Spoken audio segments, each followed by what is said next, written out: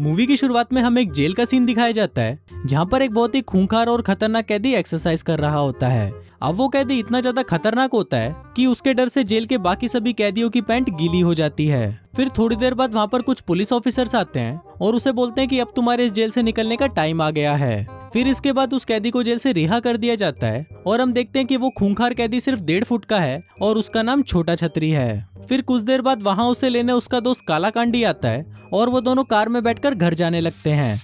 रास्ते में छोटा छतरी कालाकांडी को बोलता है कि अब उसे पैसे कमाने हैं, इसलिए उसे एक नौकरी की जरूरत है। पर इस पर कालाकांडी उसे बोलता है कि उसके पास एक ऐसा काम है जिसको पूरा करने पर उनको $1 मिलियन मिलेंगे और उसको करने के बाद उन्हें पूरी जिंदगी कुछ भी काम करने की जरूरत ही नहीं है। अब इतने पैसों के बारे में सुनकर छोटा छतरी भी हैरान हो जाता है और वो कालाकांडी को बोलता है कि वो ये काम करने के लिए तैयार है। दूसरी तरफ हम एक कपल को देखते हैं जिसमें हस्बैंड का नाम कालिया होता है और वाइफ का नाम चुटकी होता है। वो दोनों एक रेस्टोरेंट में अपने बच्चे को लेकर झगड़ा कर रहे होते हैं क्योंकि बहुत कोशिशों के बाद भी कालिये की काली पिचकारी में इतना दम नहीं था कि वो चुटकी को माँ बना सके, और इसी वजह से वो दोनों काफी परेशान रहते हैं और हमेशा एक दूसरे से लड़ते रहते हैं। इसके बाद हम कालाकांडी को देखते हैं जो एक ज्वेलरी शॉप के बाहर आता है और छोटा छतरी को बताता है कि हमें यहाँ से एक डायमंड चुराना है। अभी सुनकर छोटा छतरी उसे एक जोरदार चमाट मारता है और बोलता है कि साले चूतिए, अभी तो मैं जेल से बाहर निकला हूँ और तू मुझसे फिर से जेल भेजने वाले काम करवा रहा है। पर कालाकांडी के बहुत कन्विंस करने पर छोटा छतरी मान जाता है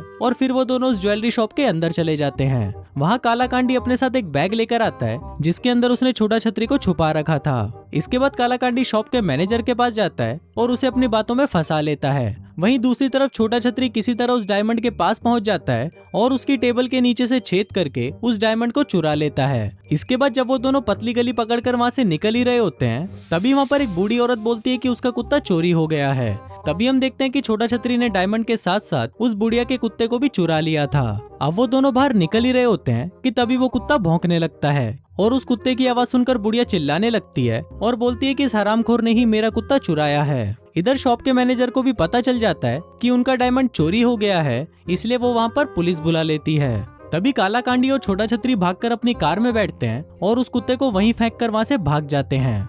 पर कुछ ही दूर जाने पर उनकी कार खराब हो जाती है, इसलिए वो कार को वहीं छोड़कर पैदल ही वहाँ से भागने लगते हैं। वहीं पुलिस बुढ़िया से पूछताछ करती है कि वो चोर कैसा दिखता था, तो बुढ़िया बताती है कि वो चोर बिल्कुल डामर की तरह काला था। इसके बाद हम कालाकांडी और छोटा छतरी को देखते हैं जो भागते हुए एक शॉपिंग कॉम्प्लेक्स में घुस जाते हैं। वहीं कालिया और चुटकी भी शॉपिंग कर रहे थे और उनको देखते ही छोटा छतरी भागकर उनके पास जाता है और उस डायमंड को पुलिस से बचाने के लिए वो उसे चुटकी के बैग में डाल देता है।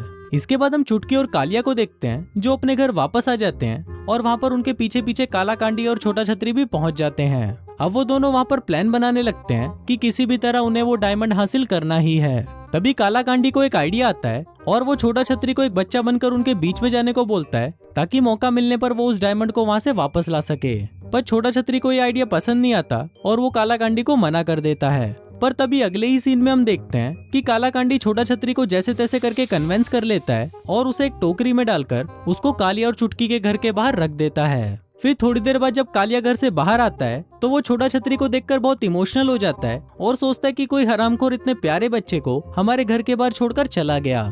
इसके बाद वो छोटा छतरी को उठाकर अपने घर के अंदर ले जाता है और चुटकी के साथ मिलकर उसका डायपर चेंज करने लगता है। लेकिन तभी वो सभी छोटा छतरी की छतरी को देखकर हैरान हो जाते हैं क्योंकि उसकी छतरी बहुत ही ज्यादा बड़ी थी। अब उन लोगों को समझ नहीं आ रहा था कि इस बच्चे का क्या करें, इसलिए चुटकी चाइल्ड केयर वालों को कॉल करती है ताकि वो लोग आकर इसे यहाँ से ले जाएं। लेकिन चाइल्ड केयर वालों की आज छुट्टी थी, इसलिए उसे वहाँ से कोई भी जवाब नहीं मिलता। तभी चुटकी के फादर उसे बोलते हैं कि इसे जहाँ से उठाया है वहीं हम इसे वापस रख देते हैं। पर क्योंकि चुटकी उस बच्चे को लावारिस नहीं छोड़ना चाहती थी, इसलिए वो सीधा पुलिस को फोन करने लगती है। पर तभी पुलिस का नाम सुनते ही छोटा छतरी की फटकर 64 हो जाती है और वो जोर जोर से रोने लगता है क्योंकि अगर पुलिस वहाँ पर आ गई तो वो उसे पहचान लेगी और उठाकर वापस जेल में डाल देगी। इधर कालिया और चुटकी उसे रोते हुए देखकर सोचने लगते हैं कि शायद ये बीमार है, इसलिए वो उसे डॉक्टर के पास ले जाते हैं। इसके बाद डॉक्टर छोटा छतरी को चेक करता है और देखता है कि उसके शरीर पर बहुत सारे कट और टैटू के निशान बने हुए हैं। अब डॉक्टर को छोटा छतरी में कुछ गड़बड़ी लग रही थी, पर तभी चुटकी और कालिया उसे बोलते हैं कि शायद इस बच्चे के पेरेंट्स बहुत ज्यादा बुरे हैं और उन्होंने इस पर बहुत ज्यादा टॉर्चर किया है। अब जब वो लोग ये सभी बातें कर ही रहे होते हैं तभी छोटा छतरी चुटकी के बैग को उठाकर वहाँ से भागने लगता है, लेकिन बाहर आते ही उसे एक पुलिस ऑफिसर पकड़ लेता है और उसे बच्चा समझकर वापस चुटकी और कालिया के पास ले जाता है।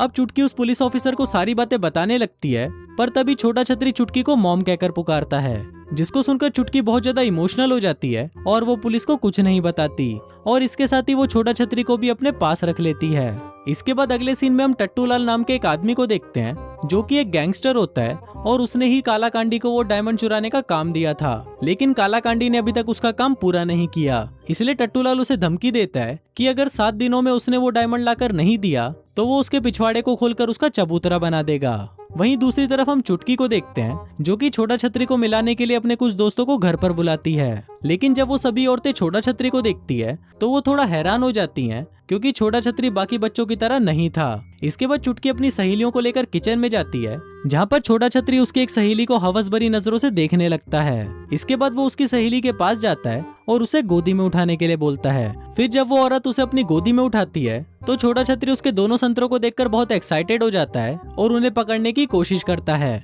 पर क्योंकि वो संतरे बहुत ज्यादा बड़े थे इसलिए वो छोटा छतरी के हाथ में नहीं आ पाते। दूसरी तरफ चुटकी को लगता है कि शायद इसे भूख लगी है और वो दूध पीना चाहता है, इसलिए चुटकी अपनी एक सहेली को उसे माँ का दूध पिलाने के लिए बोलती है। अब तो छोटा छतरी की चांदी हो गई थी और वो दबा दबा कर दोनों संतरों को निचोड़ डालता है। फिर कुछ देर मस्ती करने के बाद जब वो सभी लोग वहाँ से जा रहे होते हैं तो वो एक एक करके छोटा छतरी को किस करने लगते हैं, लेकिन छोटा छतरी ये मौका भी नहीं छोड़ता और वो इमरान हाशमी की तरह उनके होठों को पूरी तरह चूस डालता है। फिर थोड़ी देर बाद चुटकी उसे अपने रूम में ले जाती है और उसके कपड़े चेंज करके उसे सुला देती है। फिर आधी रात को जब सभी लोग सो जाते हैं तो छोटा छतरी उस हीरे को ढूंढने लगता है और साथ ही वो काला कांडी को भी फोन करने लगता है, लेकिन तभी वहाँ पर चुटकी का बाप उठ जाता है और वो उसे चोर समझकर उस पर गन पॉइंट कर देता है। लेकिन तभी वहाँ पर कालिया आ जाता है और वो अपने ससुर को समझाकर छोटा छतरी को वहाँ से ले जाता है। फिर अगले दिन जब चुटकी नींद से उठती है तो वो कालिया को पूरी रात बिना रुके घचाघच करने के लिए थैंक यू बोलती है, लेकिन तभी कालिया उसे बताता है कि मैंने तो कल रात तुम्हारे साथ घचाघच किया ही नहीं।